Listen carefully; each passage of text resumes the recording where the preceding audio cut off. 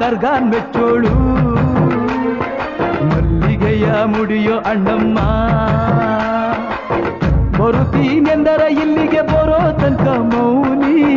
ಕೊಡುತ್ತೀನೆಂದರೆ ಹರಕೆ ಕೊಡೋ ತನಕ ಕೋಪಿ ಆಡಿದ ಮಾತನ್ ಮೀರ್ದಿರೋ ಭಕ್ತರ ಇವಳಿಗೆ ಇಷ್ಟ ಇಷ್ಟ